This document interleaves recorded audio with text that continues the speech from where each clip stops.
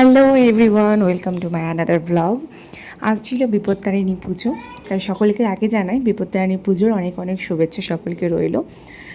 বেশিরভাগ ঘরে ঘরে বিপত্তারিণী পুজো হবে, তাই আমাদেরও বাড়িতেও বিপত্তারিণী পুজোর আয়োজন চলছে। তো এখানে দেখো বিপত্তারিণী পুজোর জন্য সমস্ত ফল মা রেডি করে রেখেছে।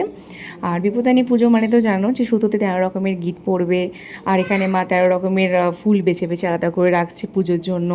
13 রকমের মিষ্টি লাগে, আর হচ্ছে তার সাথে থাকে হচ্ছে লুচি। এই দিন নাকি শুনেছি যে লুচি খেয়ে থাকতে হয়, তাও আবার 13টা লুচি খেতে হবে। তো মা তো লুচি করে উঠতে পারেনি, তাই তোমাদের সাথে সেই লুচির ভিডিওটা আমি শেয়ার করতে পারছি না। তো সেখানে মা আটা ময়দার প্যাকেট সমস্ত কিছুই ভোগে নিবেদন করে দিয়েছিল, যে ওখানে নিবেদন হয়ে যাবে তারপরে করবে।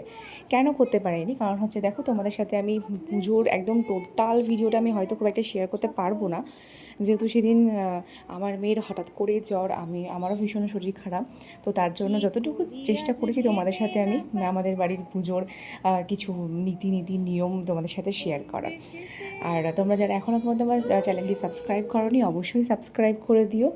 আর দেখো আমার মেয়ে তো ঘট বসানো মানেই জানে যে এখন উলুলু দিতে হবে, বাট তখন সবে শুধু রেডি হচ্ছে, জিনিসপত্র সমস্ত কিছু পুজোর আয়োজন চলছে।